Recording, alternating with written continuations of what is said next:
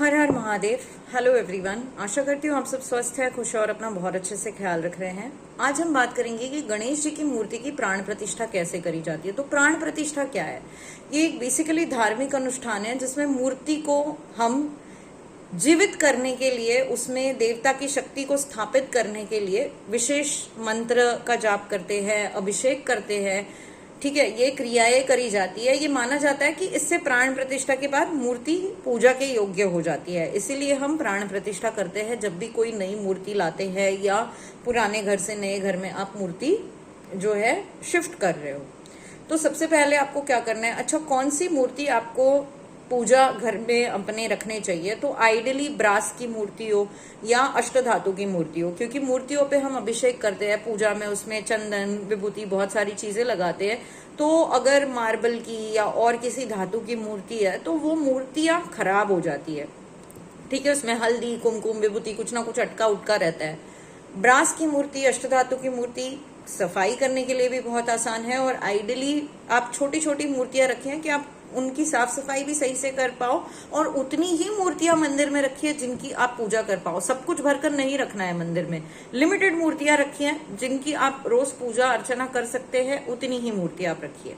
अब प्राण प्रतिष्ठा आप कैसे करेंगे? तो सबसे पहले जो गणेश जी की मूर्ति है इसके ऊपर आप गंगा जल जो है उससे अभिषेक करिए। ठीक है, ये करते वक्त आपको सबसे पहले गायत्री मंत्र बोलना है, ओम भूर्भुवः स्वः वाला पूरा गायत्री मंत्र आपको बोलना है। फिर ओम श्री गणेशाय नमः आपको बोलना है।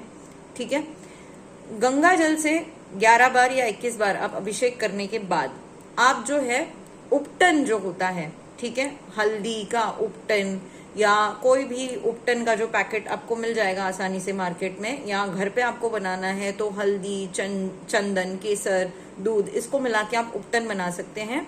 ठीक है, उस उपटन से गणेश जी को आप नहलाइए, उपटन को लगाइए मूर्ति को पूरे, फिर जल अभिषेक करिए, मूर्ति को अच्छे से साफ करिए। ठीक है, इसके बाद आप दोबारा से गंगा जल से अभिषेक करेंगे। ठीक है, 11 बार या 21 बार दोबारा आप गंगा जल से अभिषेक करेंगे। ओम श्री गणेशाय नमः या ओम गम गणपतेय नमः, जो भी आप बोलने में कंफर्टेबल है। कोई मंत्र आपको नहीं आता, जय श्री गणेश बोलते हुए भी आप अभिषेक कर सकते हैं।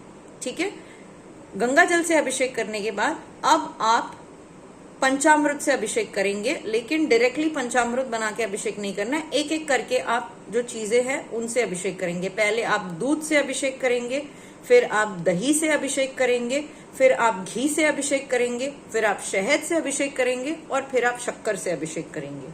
ठीक है, इसी क्रम में आपको जो है अभिषेक करना है। दूध, पहले आप गंगा जल से अभिषेक करेंगे, फिर दूध, दही, घी, शहद, शक्कर। ठीक है, और इसके बाद मूर्ति को आप जो है ये सारी चीजें जो है मिक्स करके लगा देना, फिर उनको निकालकर एक कटोरी में रख देना, वही आप बाद में प्रसाद के रूप में ले सकते हो। फिर इस पंचामृत के अभिषेक के बाद आप दोबारा से गंगा जल से अभिषेक करेंगे गणेश जी का। ठीक है, और दोबारा अभिषेक गणेश जी का गंगा जल से करने के बाद मूर्ति को साफ करेंगे। अब ये सारी प्रोसेस करते वक्त आपको श्री गणेशाय नमः बोलते रहना है। आफ्टर दैट इसको अच्छे से स्वच्छ कपड़े से पोंछ लीजिए। ठीक है, अच्छे स्वच्छ कपड़े से पोंछने के बाद आप जो है इस पे अक्षता अर्पण करेंगे, और अक्षता अर्पण करते समय जो है आपको मंत्र बोलना है। क्या मंत्र बोलना है आपको? प्राण प्रतिष्ठा का मंत्र आपको बोलना है। जब आप अक्षता डाल रहे हो गणेश जी के मूर्ति के ऊपर, आपको बोलना है अस्यै प्राणाः प्रतिष्ठन्तु, अस्यै प्राणाः क्षरन्तु च, अस्यै देवत्य मर्चायै माम हेति च कश्चन। इसका मतलब है यह मंत्र प्राण प्रतिष्ठा के दौरान बोला जाता है। इसमें प्रार्थना की जाती है कि भगवान इस मूर्ति में प्राण स्थापित करे, जिससे मूर्ति में जीवन और शक्ति आ जाए। आगे और है मंत्र, आगे आपको बोलना है ओम श्रीमन महागणाधिपतये नमः, सुप्रतिष्ठितो भव, प्रसन्नो भव, वरदा भव। इसका मतलब क्या है? जो प्राण प्रतिष्ठा के दौरान बोला जाता है ये मंत्र, इसका मतलब है यह भगवान श्री गणेश को संबंधित करता है और प्रार्थना करता है कि वे इस मूर्ति में स्थापित हो जाए, प्रसन्न हो जाए और अपना वरदान दे। ठीक है, ये पूरा मंत्र है, मैं डिस्क्रिप्शन में आपको दे दूंगी। फिर ये अक्षता गणेश जी को अर्पण करते हुए आपने बोला। फिर आपको जो है हिबिस्कस का फ्लावर जो है, रेड कलर का हिबिस्कस का फ्लावर अगर मिले बहुत अच्छा है, नहीं मिले तो कोई भी फ्लावर जो है आपके पास आप गणेश जी को चढ़ाइए। दुर्वा चढ़ाइए, दुर्वा गणेश जी को अत्यंत प्रिय है, तो दुर्वा आप उनको चढ़ाइए। ठीक है, धूप दीप अगरबत्ती आपको दिखानी है। भोग में आपको उनको मोदक जो है वो रखना है। अगर किसी कारण आपको मोदक ना मिले तो गुड़ या जो भी प्रसाद है, शक्कर ही रख लो, लेकिन कोई ना कोई वहां पर भोग प्रसाद आपको रखना है। आइडली मोदक रखोगे सबसे अच्छा, उनको मोदक बहुत ज्यादा प्रिय है। ठीक है, इसके बाद आप गणेश मंत्र की एक माला करेंगे। अगर आपके पास माला है तो आप माला पे गणेश मंत्र का जाप करिए, नहीं है माला कोई बात नहीं, आप जो है ऐसे ही 108 बारी या 108 बारी नहीं बोल सकते तो कम से कम 21 बार ओम श्री गणेशाय नमः का जाप करिए। उसके बाद आप गणेश स्तोत्र जो है, प्रणम्य शिरसा देवम गौरी पुत्रम विनायकम, उसका पूरा आप जाप करिए। ठीक है, अगर बोलना आपको नहीं आता यूट्यूब पे लगाकर बोलिए। ठीक है, गणेश सहस्त्र नाम बोलिए, या जो अष्टोत्तर नामावली है गणेश जी की उसको बोलिए, या गणेश जी के जो 108 नाम है उनको लीजिए। जितना आप कर सको उतना आप करिए। कुछ नहीं कर सकते तो एटलीस्ट गणेश जी का नाम आप जो है 108 बार एक माला आप कर दो गणेश जी के नाम की या उनके मंत्र की।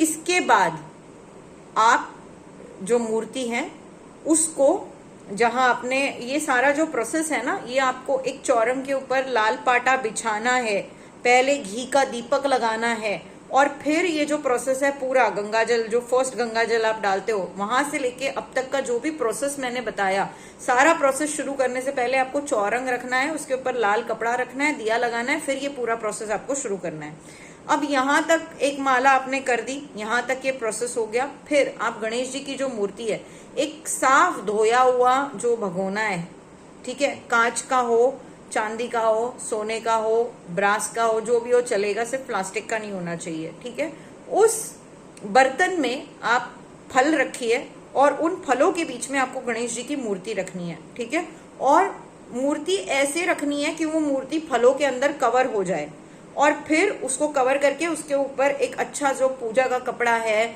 इससे आप कवर करके इसको रख दीजिए। जहां आपने इसको रखा है उस दिशा से आपको पूरे दिन भर में इसको हिलाना नहीं है।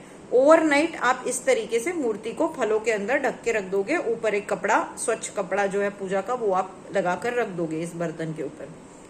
नेक्स्ट डे, ठीक है, आपको फल निकाल देने हैं और इस बर्तन में आप चावल भर दीजिए। सेकेंड डे पे चावल भर दीजिए और चावल के अंदर उस मूर्ति को रखिए, चावल से मूर्ति को ढक दीजिए।